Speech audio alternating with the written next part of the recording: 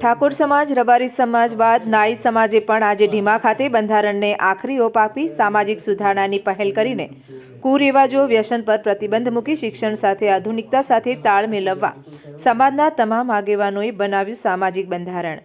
ધરણીધર તાલુકાના ઢીમા ખાતે આજે નાઈ સમાજના 51 પરગણાની સામાજિક બંધારણ મુદ્દે મીટિંગ મળી, જેમાં સામાજિક સુધારણા બાબતે નિર્ણય લઈ સામાજિક બંધારણ બનાવવામાં આવ્યું, જેમાં લગ્ન પર ફિજુલ ખર્ચા પર કાપ, ડીજે બંધ, અફીણ ડોડા પર પ્રતિબંધ, વાસન પ્રથા બંધ, મોમેરામાં 51,000 થી 5 લાખની મર્યાદા, કુંવારી દીકરીને મોબાઈલ આપવા પર પ્રતિબંધ, ભાગીને લગ્ન કરનારને સમાજમાં પરત ન લેવાનો નિર્ણય, નાની વયે વિધવા થયેલ દીકરીને પુનઃવિવાહ કરવા બાબતે સમાજ એકમત બની સામાજિક બંધારણ અમલમાં આવ્યું અને હાજર સમાજના લોકોએ તેને વધાવી લીધું। વાવથરાદ અને બનાસકાંઠાના ન્યાય સમાજ દ્વારા એક બંધારણ સુધારણા માટેની બેઠક યોજાઈ છે। કેવા પ્રકારના બંધારણ સુધારણા કયા છે અને કેટલા લોકો ઉપસ્થિત રહ્યા છે, શું કહેશો? આજે અમારા વાવથરાદના અને બનાસકાંઠા જિલ્લાના તમામ ન્યાય સમાજના આગેવાનો, યુવાઓ, ભાઈઓ ખૂબ બહોળી સંખ્યામાં અહીંયા હાજર રહ્યા છે અને પહેલું જ પ્રથમ જે એમને પગલું ઉપાડ્યું છે બંધારણ માટે એ વ્યસન મુક્ત સમાજ થાય એના માટે કરી અને વધારે જે ઉત્સાહ હતો એ યુવા ભાઈઓમાં મેં દેખ્યો છે। એટલે પહેલાં તો હું મારા સમાજના જે યુવા ભાઈઓ છે એમને ખૂબ ખૂબ ધન્યવાદ આપીશ કે આજે 21મી સદી ચાલી રહી છે અને ખરેખર તમે પહેલ કરી છે જે વ્યસન મુક્ત કરવા માટે સમાજને, એ માટે હું એમને ખૂબ ખૂબ અભિનંદન આપીશું। અમારા ઘણા બધા એવા મુદ્દાઓ છે જે કુરિવાજો હતા એ દૂર કરવામાં આવશે। મરણ અને પરણમાં જે પ્રસંગોમાં ખર્ચા થતા હતા એ ખૂબ જ નાની માત્રાઓમાં ખર્ચા કરવામાં આવશે કે ખૂબ મોટા ખર્ચાઓ થતા હતા, દેખાદેખી થતી હતી, એ બધા તમામ બંધ કરવામાં આજે આવ્યા છે અને મને વિશ્વાસ છે કે મારો નાઈ સમાજ એનું પાલન કરશે। આજે મને ખૂબ ખુશી છે એ બાબતમાં। હા, એ આજે મેન મુદ્દો જે સમાજે ઉઠાવ્યો છે, એક મહિલા તરીકે મને ખૂબ ખુશી થઈ છે। હું મારા સમાજના વડીલોને, આગેવાનોનો ખૂબ આભાર માનીશ કે દીકરીને ભણાવવા માટે, જે શિક્ષણ માટે કરી અને જે એક પહેલ કરી છે અને એને શિક્ષા અપાવવાનું કર્યું છે।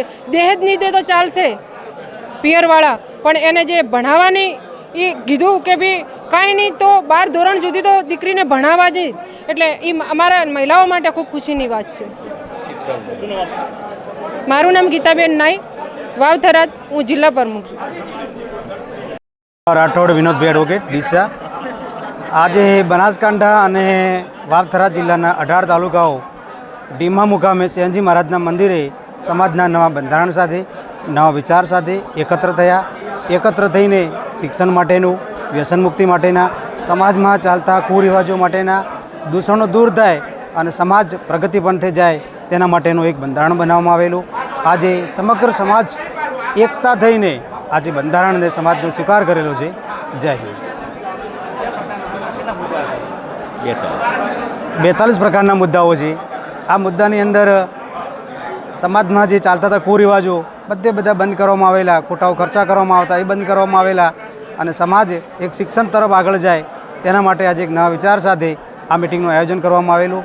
અને આ મિટિંગના આયોજનની અંદર દરેકે દરેક તાલુકાના દરેક નાઈ સમાજ સમસ્ત પરિવારની જેમ ભેગા થઈ અને બંધારણનો સ્વીકાર કરેલ છે અને એને અમલમાં લાવેલો છે। બંધારણનો અમલ આજે બનાવવામાં આવેલો છે, એટલે ટૂંક સમયની અંદર એનો અમલ થઈ જશે। આજે થરાદ વાવ જિલ્લો અને બનાસકાંઠા જિલ્લાના 11 પરગણાના આગેવાનોની મિટિંગમાં અત્યારે સેનજી મહારાજ મંદિર ખાતે અમારા નાઈ સમાજનું નવા બંધારણની રચના કરી છે અને એની અમલવારી પણ આજથી તમે કરી દીધી છે અને ખૂબ સારી બાબતો છે। સમાજનું ખૂબ સમર્થન મળ્યું છે અને 100% સમર્થનમાં આ બંધારણ અમે અમલમાં મૂક્યું। અમે ઘણા બધા મુદ્દાઓ છે, લગભગ 20-22 જેવા। આપણે મુખ્ય મુદ્દાઓ કહીએ તો વ્યસન મુક્ત સમાજ, જે સમાજના રાવડાઓમાં, મેળાવડાઓમાં જે વ્યસન હતા એ અમે આજથી નાબૂદ કર્યા છે। અમે દીકરીઓ જે વસ્તુઓ નથી પહેરતી, કડલા, ચૂડિયા વગેરે, એ અમે બંધ કરી અને અત્યારની જે ચાલતી વસ્તુઓ પહેરે છે એના માટેનો સુધારો કર્યો છે।